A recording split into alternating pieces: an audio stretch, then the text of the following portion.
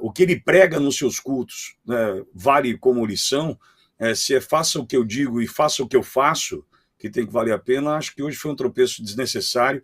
Pastor Silas Malafaia concedeu uma entrevista à Globo News reiterando os ataques que ele fez a Jair Bolsonaro no começo da semana, naquela entrevista à Mônica Bergamo, e hoje ainda tivemos um outro episódio muito desagradável envolvendo o Pittoli. O Malafaia enviou um áudio ao Alexandre Pittoli, que exibiu esse áudio na íntegra e rebateu lá na Auriverde Brasil. Aliás, se você não viu isso, corre lá no canal da Auriverde, você vai poder ver depois, quando terminar o Bradock, exatamente do que a gente está falando aqui.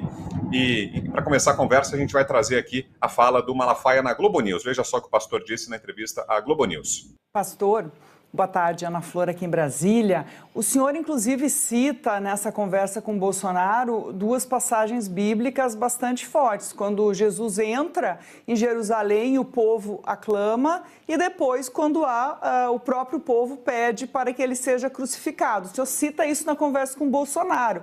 Quer dizer, nessa meia-culpa que a direita está fazendo, já existe uma visão de que o ex-presidente Bolsonaro ajudou, de certa maneira, a rachar a direita. Ele sofre já críticas. Também é nesse sentido essa mensagem que o senhor manda ao ex-presidente? Ana Flor, quero ser honesto com você. Não tem direita rachada. Anote o que eu estou te falando. Não tem direita rachada. Onde não existe controvérsias de opinião, eu fico com medo. Eu fico com medo. O que está acontecendo? Todo mundo é igual gado que não pensa, que não para. Não. A direita não está rachada. A direita vai junta contra qualquer cara da esquerda. A direita vai. Não adianta agora bolinhos, paz e amor para convencer evangélicos e o eleitorado que não pertence a essa bolha de Bolsonaro. Não vai adiantar. Sabe por quê? Lula, ano passado, no Foro de São Paulo, deu uma declaração que é o pensamento da esquerda. Está aí para todo mundo, está na internet. Ele declarou em alto e bom som. Tá? Ele disse aquilo que historicamente combatemos: costumes, família e pátria. Então, bolos à esquerda, PSOL, isso é histórico. Então, o povo vai fazer uma escolha. Se você é contra costumes, se você é contra a família, se você é contra a pátria, vota em Boulos e na esquerda. Se você é a favor de costumes, da família e da pátria, vota na direita. A direita não está dividida. Ela vai junto, unida. Onde tiver direita e esquerda, nós vamos estar tudo junto. Certo? Agora, isso tem que acontecer até para a maturidade. Porque quando você tem um líder forte, como, por exemplo, Lula na esquerda e Bolsonaro na direita, que são lideranças fortes, eles precisam de crítica, até para melhorar. Então, hoje, ficam esses camaradas aí querendo aparecer e tirar proveito e lacrar alguma coisa. Alguns são candidatos a deputado federal, aí largaram o aço em mim, largaram o aço porque eu fui contra Pablo Marçal, e agora largaram o aço por causa dessa minha palavra. Então, a direita, sei o que eu estou fazendo. Choque de realidade para a gente pensar e melhorar a nossa ação. Pastor, queria perguntar para o senhor rapidamente, na nossa última pergunta, sobre o governador Tarcísio de Freitas. O senhor faz elogios a ele. Eu queria saber se o senhor o vê como o nome que deve disputar a presidência da República em 2026, ou se o senhor acha que a unidade deve ser em torno de Bolsonaro, que está neste momento inelegível. Bem, que pergunta bacana e interessante, Júlia, você está fazendo. É o seguinte: eu não posso acreditar na possibilidade do Supremo Tribunal Federal manter a inegibilidade de Bolsonaro, e digo por quê. Lula foi condenado em todas as instâncias por unanimidade por crime. O STF, por 6-5, não deu habeas corpus a ele, então condenou. Depois dele preso, os advogados entraram no STF e a segunda turma não liberou ele. Depois, então, Fachin, cabo eleitoral de Dilma, deu uma canetada a favor dele e todo mundo acompanhou. Agora vamos lá. Inegibilidade de Bolsonaro, sustentada em duas coisas. Número 1, que ele reuniu embaixadores para falar contra a santa, imaculada, idolatrada urna eletrônica. Primeiro, que é prerrogativa do presidente convocar embaixadores. Segundo, e essa aqui é interessante, uso do poder político e econômico no 7 de setembro. Quem pagou o trio fui eu. E o 7 de setembro não foi feito no mesmo lugar da parada. Então, o Supremo Tribunal Federal, se mantiver a inexigibilidade de Bolsonaro, o Supremo Tribunal Federal virou partido político. Porque se Lula, condenado por crimes com sobejas provas, foi liberado, então Bolsonaro não vai ser? Então essa possibilidade é zero. Porque eu tenho certeza que o senso crítico de justiça dos ministros do STF vão liberar Bolsonaro. E Bolsonaro liberado, eu, Tarcísio e tantos outros vamos apoiar ele. É essa a questão. E olha, foi mais ou menos nessa tônica a fala do pastor Silas Malafaia no ataque que ele fez hoje ao Pitoli lá na Ouro Verde, se gabando de estar dando um choque de realidade na direita. E eu queria que você falasse um pouquinho mais para a gente, Pitoli, sobre isso. E conseguiu entender, afinal de contas, as motivações do Silas? Por que a gente teve esse episódio tão desagradável? Por que ele dirigiu aquelas palavras tão grosseiras para quem perdeu? Nem vou entrar no mérito. Conseguiu entender, Pitoli? Na verdade, Brown, o que aconteceu é que hoje, por volta de 8h40 da manhã, já na abertura do meu programa, do Jornal da Ouro Verde, eu fiz uma contextualização numa cronologia, em especial desta semana, né, que começa com Malafaia, com a Mônica Bergamo na Folha, fazendo todos aqueles disparos. E aí teve algumas publicações do pastor Silas Malafaia, por exemplo, aviso, e aí ele diz que ele se entendeu com o presidente Bolsonaro, um recado para os bolsominions, viúvas do Pablo Marçal. Aí teve na sequência aquela fala dele ainda tratando do Instituto Paraná, que o diretor falou com ele, aquela coisa toda. Aí o Instituto Paraná Pesquisa, na pessoa do diretor, diz que, olha, eu nunca conversei com o Malafaia, não teve nenhuma conversa nesse sentido. E teve a cereja do bolo, que foi essa entrevista à Globo News. Aí, Brown, o que eu tentei foi contextualizar, porque depois o Bolsonaro falou comigo ontem no Jornal da Ouro Verde, por mais de 1h30, e no meio dessa conversa ele diz, olha, eu não falei com o Malafaia depois do episódio da segunda-feira. Depois da entrevista à Mônica Bergamo, ele não falou comigo sequer pelo telefone.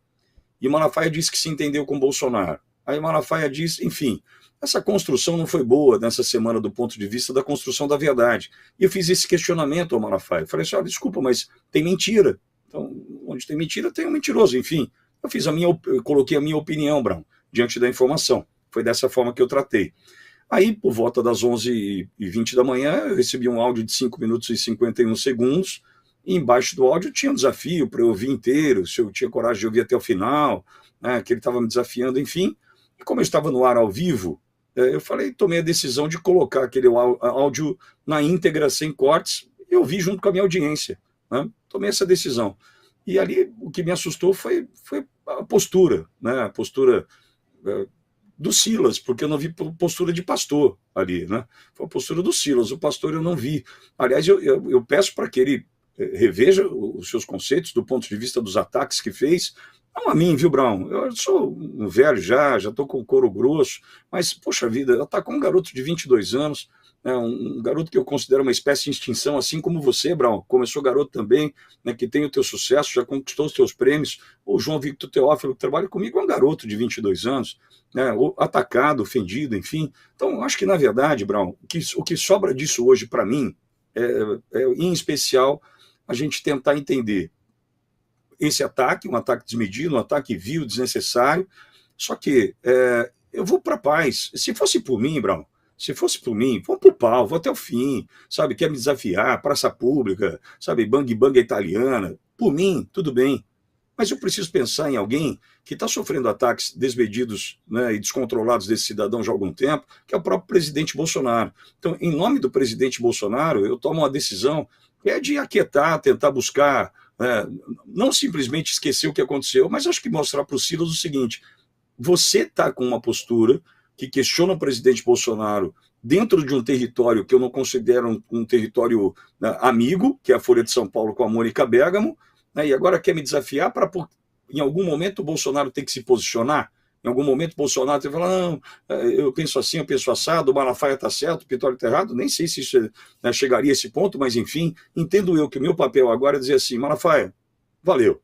Não vou entrar em desafio, não vou entrar em bang-bang, não vou entrar em duelo, que eu acho desnecessário, mesmo porque a gente tem algo a preservar, que é a direita no Brasil. Agora, o que ficou para nós é um pastor que usou das palavras que o pastor Silas Malafaia usou, viu, Brown?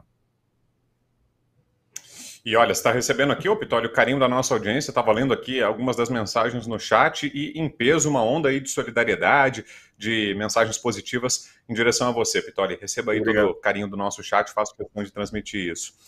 Constant, queria te ouvir também sobre esse episódio. Bom, em primeiro lugar, vou prestar também minha solidariedade ao Pitoli, que foi alvo de ataques raivosos, né, do pastor, que deveria levar mais em consideração, na minha opinião, o maior legado de Jesus Cristo, que é a caritas, né, a caridade. O pastor anda muito raivoso, né, e não sei, atirando para tudo que é lado. Eu acho que ele devia realmente parar um pouco e deixar a poeira baixar. Ele atacou o Nicolas Ferreira, por exemplo, quase de forma gratuita. O Nicolas é uma jovem liderança da direita no país, um ativo, né, um patrimônio da direita no Brasil, e que foi fundamental para as eleições municipais, rodando o país, assim como o próprio Bolsonaro, inspirado pelo Bolsonaro, que foi muito importante também. Então teve ali uma rusga por conta de São Paulo, que realmente o partido meio que forçou a barra para o Bolsonaro escolher um cavalo manco de esquerda. Ninguém se empolga com o Nunes. Agora que só restou o Nunes ou o Boulos, não tem a menor dúvida que todo mundo tem que ir no voto anti-Boulos. Eu não vou ficar dando uma de isentão e voto Lulo, né? Mas antes havia uma possibilidade, pelo menos, de criticar essa postura. E o mesmo Silas que acusou o Bolsonaro de ser um líder frouxo nesse sentido, covarde, e dividir a direita, estava levando esse tipo de recado para Mônica Bergamo, a amiga do Dirceu. Né? Então, como assim? É incoerente. É muito incoerente a postura do pastor. Acho que essa questão do Marçal realmente dominou as emoções do pastor Silas Malafaia, turvando um pouco a razão, digamos assim. O Marçal alugou um triplex na cabeça do Silas Malafaia, que ficou dia e noite obcecado em bater no ex-coach, né? Enquanto que a discussão do Brasil era outra. E de novo, né, a premissa que ele coloca ali, para não responder exatamente a pergunta, é de que o Bolsonaro vai ser tornado elegível novamente, que ele acredita no bom senso, senão o Supremo virou um partido político. Bom, eu tenho mais notícias para isso. Ele já é um partido político há muito tempo, eu não tenho essa esperança que ele tem, e eu acho que ele também não tem muita. Então ele está dizendo isso para dizer que, não, claro que se fosse o Bolsonaro, eu disse que apoiaria, mas vamos de Tarcísio. Né? Então, assim, está me parecendo, olhando de fora, que o Silas Malafaia, assim como o Kassab, eles estão lutando com muito empenho para criar, sim, uma divisão na direita e colocar meio que a fórceps o Tarcísio como a liderança da direita, enquanto todo mundo sabe que não é o Tarcísio, é o Bolsonaro. O Tarcísio até se mostra bem leal a Bolsonaro perante o público, né? Talvez não tanto nos valores, né? Na forma de peitar esse sistema, porque é alguém que elogia o STF, que diz que o STF é o guardião da Constituição, da democracia, vai até Lisboa, na Gilmar Palusa, para elogiar esse pessoal. Então isso não é muito condizente com quem entende que o grande problema do Brasil hoje é o abuso de poder do Supremo, e nós vamos ter uma pauta boa sobre isso hoje, que é a tentativa de reformar esse troço, e que está sendo recebida pelo sistema como golpismo, né? Como vendetta, como vingança, uma coisa horrorosa. Não pode mais falar que tem abuso de poder no Supremo, que isso é atacar a instituição. Meu Deus do céu, aí fecha o Congresso. Então, a coisa está acontecendo, está esquisita, e o Silas Malafaia parece estar jogando contra. É a impressão que dá, né?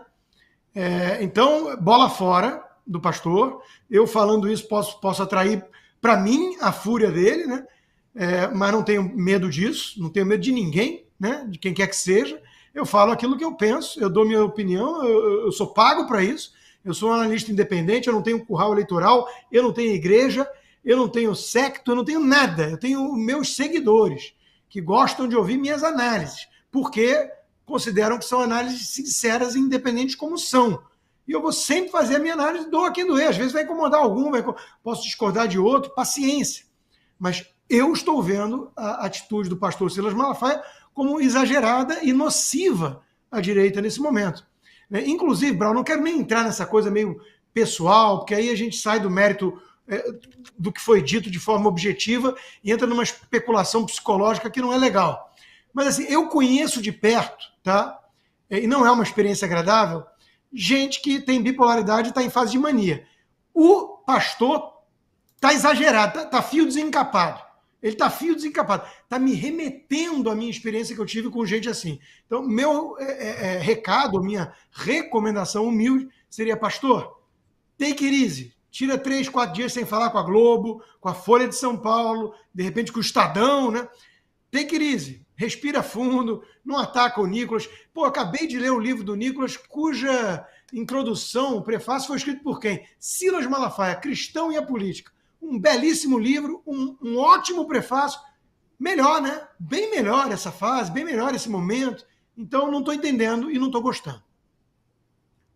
Pessoal, antes de te passar, Serrão, deixa eu registrar mais uma vez aqui as muitas mensagens chegando, 21 mil telas agora nos acompanhando aqui, com muita solidariedade ao Pittoli, e faço questão de registrar também um abraço ao João Vitor Teófilo, que hoje, quando falou sobre isso, também resumiu de forma muito pertinente a questão. Falou, olha, isso é um depoimento a favor do meu trabalho e da Auriverde Brasil. E foi perfeito, muito elegante, maduro na resposta, então, um abração, João, parabéns. E tem muita mensagem chegando aqui também na TVD, viu, Pittoli? 3.875 mensagens até agora no WhatsApp da TVD News, que acompanha também a Auriverde e o Bradock, então também lá na televisão, no WhatsApp da TV, chegando muita mensagem de apoio a você. Serrão, queremos te ouvir. Vamos lá. Vou numa frase que eu já resumi em vários comentários que eu já fiz, eu gosto dessa frase. Bronca é ferramenta de otário.